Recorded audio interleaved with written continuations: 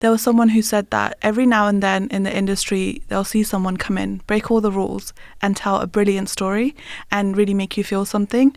And then that's when you realize there are like no real rules when it comes to being creative, but it's sometimes about how you make other people feel. Hello, beautiful people. My name is Koi. I am a black cisgendered woman in her 20s. I am sitting in a studio with two special guests. I am a producer and content creator, and today I am hosting Creativity Is. But of course, I am not alone. I am joined by two incredible creative champions. If you don't mind introducing yourselves. So, hello, I am Nathan. I am a white cis man in his early 20s too. Hi everyone, my name is Pavani. I am a brown cisgendered female in her 20s as well. I am so excited to have you guys here with me. Thank you. Can't wait. And I'm super excited to jump straight into the creative prompts. Are you guys ready? Yes, let's I'm go. very ready. Let's go. Pavani and Nathan, I am so excited because this is my favorite part of the show. And this is where we have a creative prompt. Okay. Yes, and nobody knows exactly what it is. But it comes in this beautiful envelope. Ooh. Oh, guys, I love this. I love this. You already know. So I'm going to open it up now, and then we'll just find out what it is. Okay. Oh, yes, Drum Nathan. roll, yeah. Okay, let's get into it. I love creative prompts. Okay. Woof. All right. So this creative prompt is from Emma Rucastle. Choose an object in the room. Feel free to look around. Okay. Let me know when you found one, guys. Okay, I found mine. And mine is a lampshade. What have you guys chosen? I've chosen the little couch pillow. Fantastic. Chosen my little Highland spring water bottle. Wonderful. Okay, we're on a... This is going great. Okay, consider what it might be thinking. Oh, okay. Nice. What can it hear, smell, or feel? How do humans interact with it? What does it think of us? Share the object's thoughts in a way that feels fun to you. I love this. Ooh. This is really fun. Shout out Emma. This is really, really good. Okay. Would everybody like a couple seconds to just see what they come up with? Nathan has chosen a gold pen and Pavani has chosen a purple pen. Yep. Don't know what that says, but there we go. Could you remind us what the little different things we're supposed to be thinking about? Yes, of course. What can it hear? What can it smell or feel? Okay. How do humans interact with it? What does it think of us? What might it be thinking? Share the object's thoughts in a way that feels fun to you. So that could be a diary entry, a speech bubble, or spoken out loud. Okay. Yes. Okay. I hope everyone at home is also having a go. The thing is, it reminds me of one of my favourite films is Chungking Express. Oh. It's a Hong Kong movie, and in it, one of the elements is the objects speak, and you can hear in the voice of the objects, and it's like a part of the filmmaking technique, and it's really cool because it inspired so many filmmakers afterwards, and this task reminds me of that, and I think it's really cool. That is amazing. Yeah. The only thing I can think of is Beauty and the Beast. Because all the objects in the teapots, house yes. had personalities Oh, yeah. and would speak, and the Yeah. teapot sounded like what I think a teapot would sound like. And Yeah. that's amazing. I think if mine could speak, Mm. if it was thinking, because I like to fidget, I'm a huge fidget with anything that's in my hand. Yeah. So it would probably be thinking, please just give me one day of peace. I feel like I'm getting a headache. That is such a good concept. But I'm sorry, my darling, I can't help it. I have suspected ADHD, what can I say? Nathan is right now talking to the Highland bottle. I am. And I feel for her as well, because they're often in cupboards, so they can often either hear the cupboard opening or closing, or they can hear my cats wailing in the kitchen when it's dinner time and breakfast. Oh, And they are big wailers. They don't ask for their food softly and peacefully, I can tell you. Yeah, and they probably smell... Well, they probably both smell and feel my hand cream, because I put hand cream on my hands quite a lot. They probably feel that as well. They probably feel my nails, and they smell some crisps, because I like to eat some crisps and like rolls and sandwiches and stuff. So those are probably the things that it feels on a day-to-day basis. Some of them obviously nicer than others. Yeah. You are definitely a writer. Yeah. You have created a whole character for me to fall in love with. I've created a whole character with the bottle. I love that. Maybe, yeah. No, continue. That could be the next version of like SpongeBob SquarePants, like food and drink characters. There we go. Don't nick my idea, any writers that might be like listening to this. It's mine. It's my copyright. There we go. There are I'm joking. Yeah, definitely yours. Definitely yours. Mine is way less interesting. I'm thinking of the lampshade, and I'm just thinking about how its view, like it just sees the top of everyone's head, so it recognizes everyone by hairstyles. That's true. And how it's asleep when it's off, but then when the lights come on, it's suddenly awake. Showtime, exactly. It's like, who are these people today? Like, always a bit tired because it never gets consistent sleep. Like, who's the curly haired one? Amber's back in the room. Like, just this idea of just calling people by their hairstyles, which that's all I can think of. I'm not as great as you guys at this, but this is really fun. I would love to hear you guys. I know you've kind of spoke through it a little bit. Are you happy to share the final idea and concept? I think so. Yes, go ahead. Mine's like a diary entry prompt. So I was like, another day in the podcast studio. I feel like I'm just very stationary, but I love listening to all the different stories. The only thing is they have their back to me, so it feels a little rude. But there are some that hold me for comfort, and that fills me with like purpose and joy. You're definitely a writer too. Oh my gosh, that was so good. I couldn't, Good. That is really good. I didn't even think about that. Yeah, we always have our backs to our pillows, don't we? Yeah. Sorry. I'm now holding the pillow with give a your bit pillow more some respect love. and love. Yes. Okay, get back there.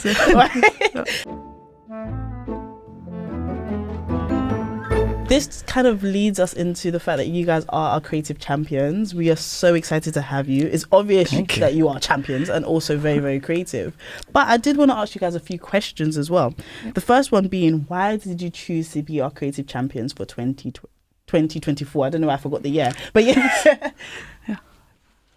I wanted to keep up my own creativity, actually, first of all, because I thought that doing something where I would be learning from other people would really help inform my own practice, because I like to write lots of autistic characters. So I thought writing, going and being able to teach autistic people how to write would be a great way of doing that and learning from them. But also because my writing helped me kind of creatively and socially during my teenage years as an autistic person so much, I wanted other people to experience that.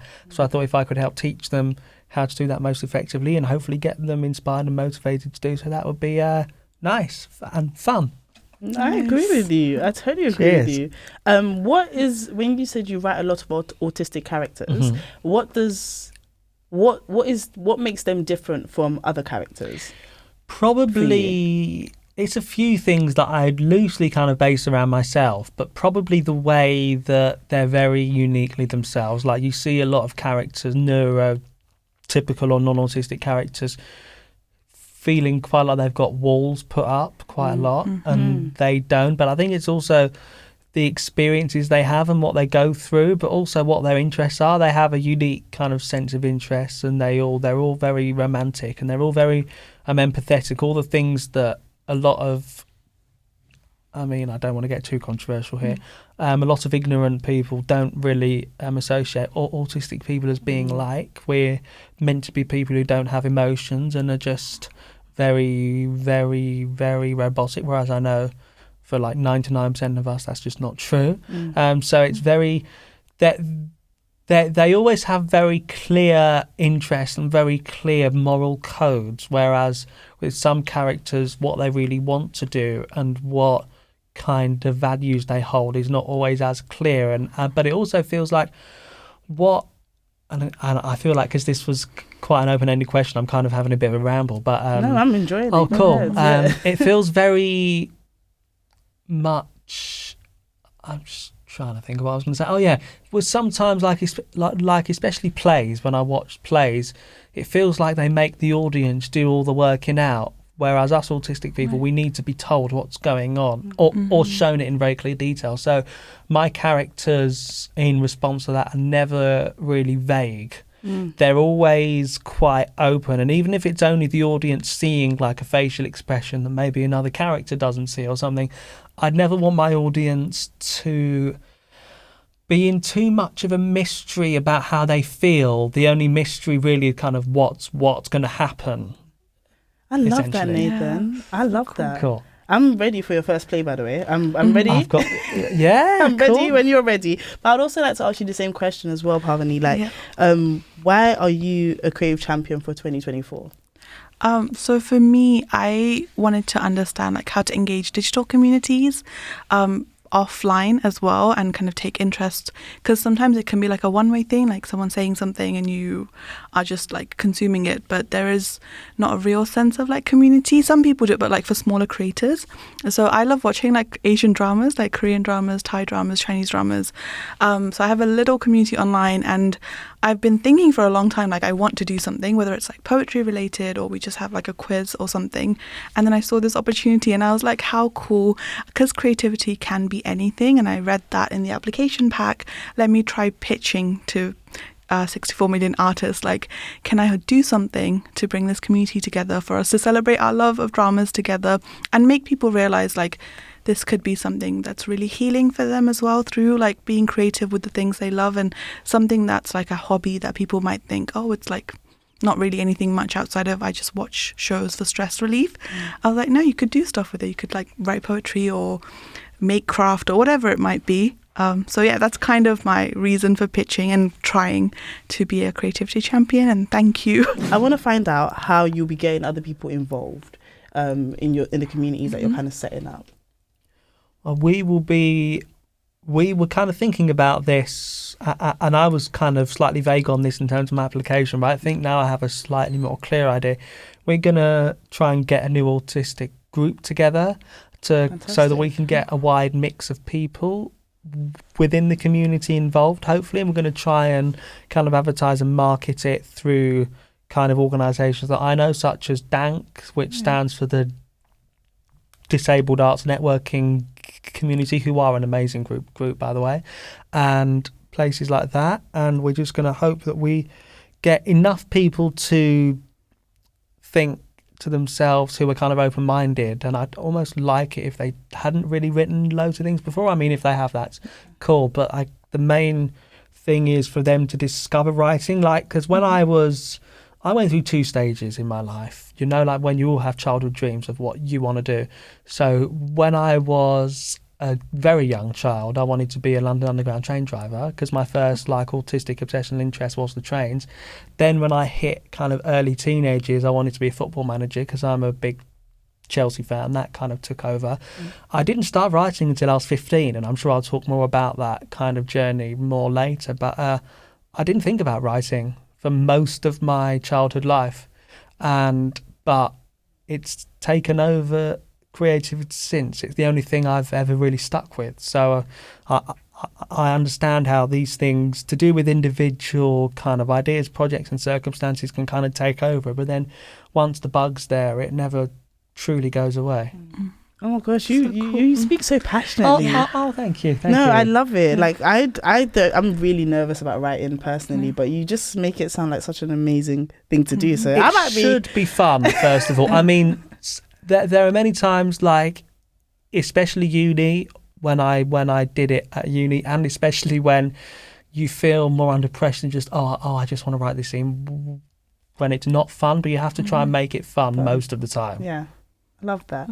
How about you? So for me, it's like I said, it was like an online community. So I've already actually started making like little TikToks and putting feelers out there. Wonderful. If people in the UK, so mostly Birmingham and London, because that's around where I'm based, are interested in doing something around dramas, and I've had quite a little bit of interest come in. So we're thinking of starting like a Discord group. And then from that evolve it to trial like an online session. So I want to start with like a pub quiz style kind of thing, and then go into the creative brief prompt, and then try a few other things, and then maybe have to figure this out a little bit, do a small in-person event as well. And yeah, it's all about just finding other people that love the same thing you do. Right, with that, I feel like you guys have teased me enough. But let's tease people even further. Can you give us a quick one-liner that will tease people about what your creative prompt is going to be this January as part of our January challenge? So I will teach you how to write the best scripts you can possibly write, how to create characters, conflict and drama like EastEnders, and all the things that we love, and all of the elements that make the best scripts what they are. Fantastic. And is that open to everyone? Or? Well, I'll be going into autism groups for the in-person part, but for the online element, that can be open to anyone. Fantastic. How about you? So I guess mine will be figuring out, like, giving people an outlet for all the feelings they feel when they watch shows and things like that. So. What a teaser! Oh my goodness, this is fantastic. Thank you guys. With that, I trust people on the edge of their seat about to click sign up to the January challenge. But if they are still, and Arvin, can you give one reason why you think people should join the January challenge coming up in January 2024? Because you will feel this liberating, exciting goosebumps that you've never felt before. I believe you. That's fantastic. I agree, by the way. Lovely.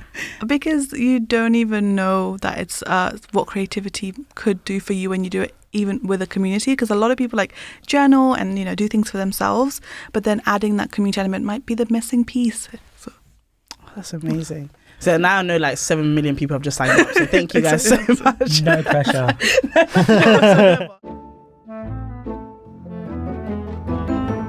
I want to understand, what was your first memory of being creative? So the first thing I think I remember ever creating, my favourite kids TV show when I was like 6 was Lazy Town. Okay. And I just remember like writing these scripts for like members of my family to play like Lazy Town characters. And then my first actual writing memory was when I was 15. I was inspired by a singer from Britain's Got Talent whose music connected to my own autistic experiences, and I started writing a memoir. Well, I mean, I called it a memoir at the time. I don't know, because I'm 15, if I can really say that's what it is. Let's just say a book about like my experiences up to that point and how he'd inspired me, and that was the start of it all. Fantastic. You, Pavani? So for me, I think in year 3 or 4, we had an Easter egg like contest, and you had to write a short story, and our teachers were really lovely. They were doing so many things, but I won. Like, I'm someone that never expects to win anything. But in my year 3 class, I won the short story portion, and then they gave me a free Easter egg to take home, and I was like, oh wow, like me and scribbling away in my rough books actually accounts for something. And yeah, that was amazing. Can I ask, let's go back to that first memory. When you were doing it feels like it was quite self-initiated. I know yours was part of the class, and yours was kind of like self-initiated. Was there fear with it? Do you think that there was a freedom because you were so young? Like, yeah, tell me about the emotions that you kind of got as a result of creating and that led you into creating. It gave me a feeling of goosebumps, excitement like I'd never felt before. I think it was partly I think there are a lot of reasons which all kind of connect. Firstly, it was very cathartic. I think also the fact that there wasn't any pressure surrounding it because it was you.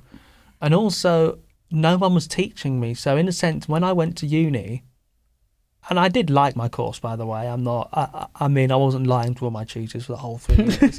But like what felt slightly strange was I'd just come out of doing my first actual script writing project, feeling so relentlessly excited about it for like a year and a half. And then when you're suddenly going into uni and you're basically being taught how to write and being like, oh yeah, this is the way you should do it, this is the way you should not do it. And I'm like, some of this I get, and some of this feels restrictive. It feels restrictive. I'm like, how do you show and not tell all the time? Sometimes, but then I'm thinking like, I watch something. I mean, this will certainly not be to everyone's taste, but one of my favourite American shows is something called Dexter. Yes. And in Dexter, for context, the main character, who is Dexter, has how you hear his internal monologue a lot to kind of tell the audience what's happening. So as I kind of went on and I was kind of reading and watching all these things which seemed to contradict everything I was being taught at uni, I'm thinking, okay, this feels a bit weird. And then when you have to write things for an undergraduate degree level deadline, that's a whole different pressure compared to just writing because you like it. Yeah. So I think, and I've been kind of fighting to get back my relentless edge to my writing, as if you like, and I feel like I've got it back. Congratulations.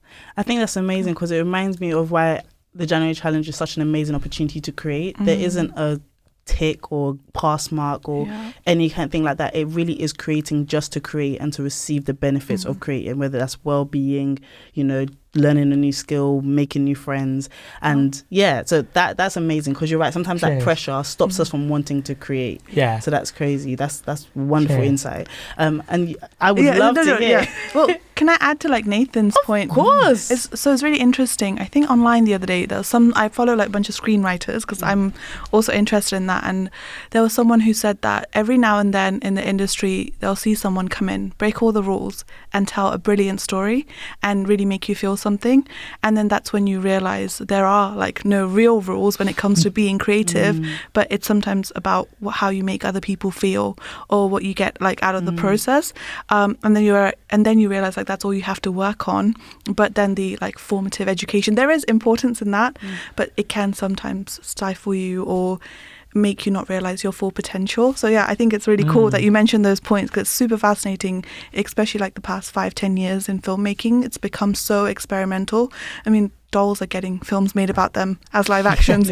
So there's no rules because it kind of goes into how I felt about being creative and stuff. So I don't remember what I wrote for Easter in year 3, but in that same vein, in year 4 or 5, I used to go to my teacher, and this is when I really discovered I love writing because I had terrible handwriting, but for this I'd really sit down and focus. And I remember I wrote a short story called Barbie and the Flying Magic Carpet, and it was fan fiction. It was Barbie fan fiction, and I didn't realize at the time, but I would go, and this poor teacher, it was after school, I'd show it to her, I did this over the weekend, not homework or anything, and she would read it and be Pavani, you're really good, you should keep telling stories. And she could have easily said maybe don't write about things that already exist or tell your own story, but there was no rules. And I do feel as we get older we get a little bit conscious. Imagine me being 25 that I am now, I'll feel quite shy if you ask me to write fan fiction, even though fan fiction is the foundations of so many people's writing and storytelling journey, or I think you end up caring a lot about the final output before you even make it. That's something I kind of really miss about my younger self because I thought I could be a visionary and anything that I see the world, any way that I see the world in will actually, make a difference, and whatever crazy, embarrassing, cringy thing that I do will actually be regarded as oh, that's so cool, I never thought of it that way. And now I'm talking to you, I'm realizing maybe I should keep thinking that way. You should. You absolutely. I think we all should. I think you're right. As we get older, the real geniuses are children. Exactly. They go about doing things driven by a very clear passion, and then we, I think, kind of get bogged down in thinking about what people think. Fan fiction is creative, and it kind of highlights how creative so many people are, but they don't recognize it as creativity. Exactly. So 100%. Let's all return back to Easter when you're in year 3.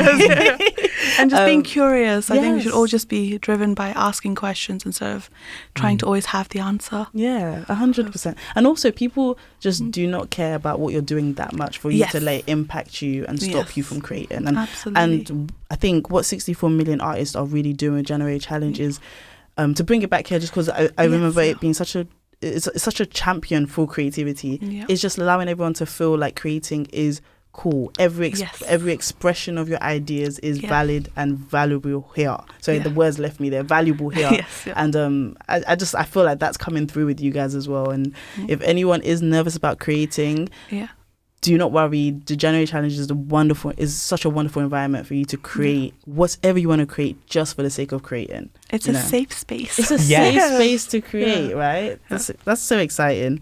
Oh, I love this. So I'm really enjoying this. Me too. Super insightful. Yeah. Okay, so I do have another question for you. Do you have a question for each other about creating? I would say, because I know the answer to this for myself, I'm wondering for you, how does creativity make you feel at its best? Wow, so at its best. At its peak enjoyment. Oh, it's such a good question. I think if I like sometimes my emotions are like a riddle, right? And because I like to write and stuff, when I do that, if I can find answers like within myself, because obviously I love speaking to people and like community is really important to me, but I don't take enough time to process things, and that feels really like, or if I can put like on a, like the thing I love about songwriting, I don't songwrite, by the way. I just want to explain it. I'm about to ask you to share a song with us. No. This is just what I love about musicians, is when I listen to a song and there's a couple of lines and I'm like, everything I've been feeling this past week, wow, those 2 lines describe that. And that's a part of creativity, right? So when I can do that, and very rarely am I able to do that, I feel very elated. I'm like, oh my God, look at me, I just wrote this line, and it just explains like 3 years of feeling sad about one issue or feeling happy.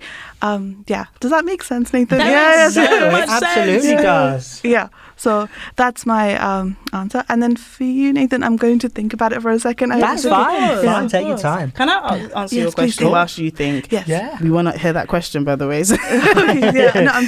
Fantastic. I think the peak excitement for me is when I don't know how healthy this is, but when I get kind of obsessed. Like there's a project and I'm like, go. Like everything else, I don't really, it's not that I don't want to do anything else, but I'm just so into what I'm building and I feel so empowered by what I'm doing. And it feels like the peak of being a human being, like I'm creating something and I just want to dive right in. And that's pretty much how I feel. And that's where, because I'm more of an excitement by project person, which sometimes make me worry that, oh my God, I don't like writing anymore. But it will always come back. But that's why, just briefly, I feel slightly out of place when applying for things like that. So like different writing opportunities among different like TV people or play script theatre companies, because they're more about, I don't know how to explain it, they're more about the actual, your writing as a whole rather than the project, whereas the way that it seems like both of our brains work, we're just taken in by one project, just vroom. Yeah. And honestly, like the two major things one that I did do in the past and one that I am doing now, my old musical at college, and now I'm writing like this TV script. I don't know how I do them both at the same time, because I just couldn't. I don't think it would be physically or mentally possible to have that same level of enthusiasm for both equally. No. So I know how you feel. Yeah, but also it's just about understanding how you work as well and validating that, it doesn't have to be the same as other people. And I love that you know what makes you work, and that's amazing. But yes, we're back. Have you got your question? Yeah, I do have a question. I'm very curious. What is like an unconventional way of like being creative for you? Like something in your life where you're like, oh, this isn't creative, but then maybe it makes you feel the same way. Well, this is something that to most people will probably not be considered creative at all. But one of my other many interests is politics. And what I like to do, I'm a bit of a geek when it comes to things like electoral systems and like federalism and the constitution and things like that. So I like to make my own ideas of what a federal UK might look like and make my own constituencies with all the electoral population estimates. And I know. That is so cool. It's like a fantasy league. Yeah. I mean, it's exhausting at times, but at its best, I'd say that's the unconventional thing that probably makes me feel the best. Because I don't think I guess all writing to a point is unconventional, but it's not like I don't think I've ever fully reinvented the wheel and made another genre or anything. So in terms of things that are more unconventional, that would probably be it. That's a phenomenal cool answer. Yeah. That is such a good answer. Thank you. I love that. Alright guys, I'm super excited to introduce you guys to this round, which is called the quick fire round. I'm going to ask you questions and you just answer as your soul leads you, okay? So you look nervous. Okay, so first question. What's one place that's a guaranteed source of inspiration for you, Nathan? I mean, I've never been back here, so this is a bit of a guess, but I would say it's this park in Milton Keynes called Campbell Park, basically because the second time I met the guy from BGT who inspired me was there. Oh, amazing. So I would say that would probably be one. And Pavani? Any seaside location. I love simple, that. But yeah. Okay, a form of creativity you would like to try? I mean, I've kind of done this, but not really professionally. I would say songwriting. Oh, fantastic. Mine's like being an exhibition artist, you know, like an installation. Wow. Yeah, I think it's very cool. It's so far from me, but I think it's cool. You amazing. Okay, another creator you look up to? Probably Jed Mercurio. Okay. Oh my God, this is so going to be such a generic answer, but Taylor Swift. Okay. Yeah. I love her and so also, much. if I can give a shout out to Adele as well. Okay. Thank you. No problem. The last time you ran out of ideas? To be honest, probably only up until a few months ago. Okay. I did go through a bit of a rut late last year, early this year. Okay. Very relatable. You? A few months after graduating. Okay. That happens Yeah. as That is well. very relatable. Yeah. Yes. A time when you tried to be creative, but it didn't turn out the way you imagined. I mean, I did manage to get this done in the end, but only because I needed to. So my big unit at uni was where I had to write a half an hour play and do like a 5,000 word essay on it. And I wrote this play about a gay Premier League footballer, which it was still an area of passion, but it felt like such a slog to write because I had COVID near the deadline. Okay. So that was probably like my hardest project, which went nothing like.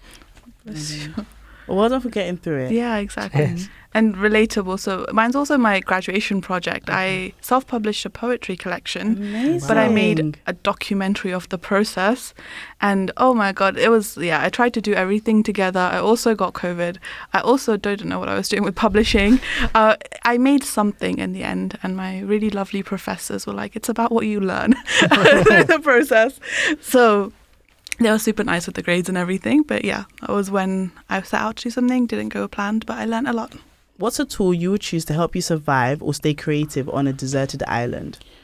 Probably, honestly, my Highland spring water, because it acts as both. Love it. Sponsored. Yeah, yeah. I mean, I hope they're not a bad company now, but one, because you'd need to drink in the desert, but also two, I think that being able to have something in my hand to fidget with would help keep my mind active. Fantastic. I don't know if this is allowed, but like a person or something that will always talk to me. That's a creative answer. Yeah. No, because like I feel like I can take as much inspiration from nature as possible, but if I don't have someone there processing things with me, I might run out. You're the only person that said that. I feel like that's a really good answer. So shout out to you. I have one last question. You, of all your achievements so far, which achievement has meant the most to you and why? Probably when I put on at college my Adele musical, because That's so cool. Yeah. because it was the project that made me realise, because it was the second writing project I'd done. It was one that made me realise, okay, this isn't going away. It was one that helped me make the friends I've been looking for a long time. And I'd gone through like a year and a half of being really happy and being really relentless, and it felt like the nice way to end a really life-changing 2 years at college. Wow. That's so amazing. Cool. Mm-hmm. That's so amazing. Cheers. Mine is probably, I made a short film because I studied film as my degree, media. And it was the most grueling process. Yeah, it was madness, but it really brought me closer to a bunch of people. We produced something in the end. Does that answer the question? Yes, it does. Okay, It really, really does. And I feel, first of all, thank you guys. I think you just highlighted the importance of community as well. Like you said, you made friends you really wanted to make with shared values, and you also brought you closer to certain people as well. And that is one of the many benefits of creativity. Yes. You know, one that I think isn't celebrated enough. Like meeting people who get as excited as you about something so niche or specific, and just not feeling like an alien. You also can I add, like, yes, you learn a lot about like core values. So I thought I was someone that wouldn't like give up, but I realized my people-pleasing tendencies overtake that when we were filming, because I was like the director and everything, and I was like, everyone's so exhausted, let's pack up. And I had like a cinematographer and a producer who were like, no, we've got until 12 p.m. We're all going to do every single thing we possibly can out of that time. And that was such a valuable lesson for me, because what they taught me saved the entire project, and we refilmed a bunch of stuff on the spot and saved our film. They really inspired me, and it taught me a lot about who I am, but also I learned like their core values and took them on for me as well, to try everything you can. And it helps you evolve in a sense Yes, as well. so much. Yeah, I was like, no, next time I want to give up, I'll be like, have I tried every single thing possible first? So the question from a member of the audience is, I really want to join the January challenge, but I'm worried I won't be creative. It's not something I do very often. Do you have any advice for me?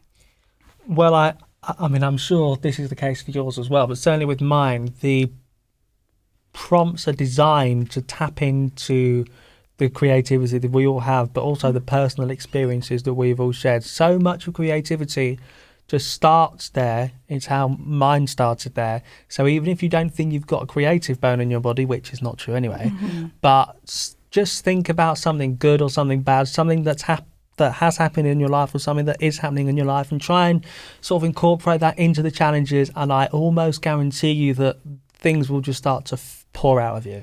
Amazing. Yeah, mine kind of goes on from Nathan's point. Maybe joining this creative challenge will make you realize you exactly as you are, some part of you is actually creative. So join to discover. And if, you got onto it and you actually think, no, there's nothing I can do, I promise, like, taking a piece of paper out and drawing a circle is creative because you thought it in your head and you brought it to life. So it's pretty cool. So yeah, I hope you feel supported to at least like do that. Does that make sense? That makes perfect sense. Yeah. That makes perfect sense. I think often people don't think it's creative if it isn't something that they consider masterful or profitable or popular. But just doing it, bringing something through from your brain to the world is the process of creativity, and it is what is so beautiful and special about you, whether you've done it lots of times before or not. So thank you so much. Thank you so much. You too. Oh my gosh, from my heart, thank you guys so much for sharing your experience, your skill, creating a community for other people as well. I can't believe the show's come to pretty much the end, but I have to ask my invisible production hands to give us a piece of paper again, because before we leave, I need to understand in a simple sentence what creativity is to you. So if you could finish the sentence, creativity is ... I would love you to do that, and then we can share it with the audience. Oh, what a wonderful show. I feel so elite. I want to go and draw a circle right now.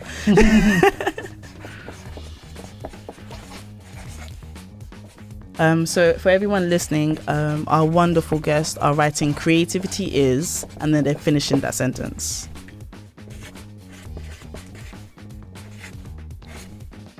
Sorry, mine's a bit of a sentence. No, do your thing. I'm excited.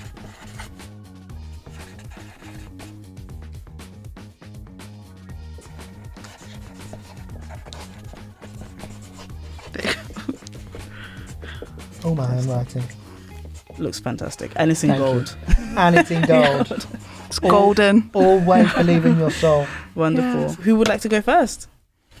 I can if you don't. I'll go. If you want. I'm happy to go. Yay! Okay, you go. I just put creativity is... If you don't mind showing it to the camera, thank you. I've popped in that creativity is embracing that you feel deeply and learning how to express that. Beautiful. Beautiful. I thought about it for a while. No, I love that. It was worth I the love wait. that. And you know that? Creativity is... Ooh, how do I do this? There we go. Yep, perfect. Liberation plus euphoria, Yeah. friendship plus freedom. Wow. And I just want to thank you again, Nathan and Pavani, for your time, your openness, your honesty, your guys, and also just how much you've inspired me, and I'm sure the listeners as well. So thank you again. Oh, thank you so much. Thank you. Yeah.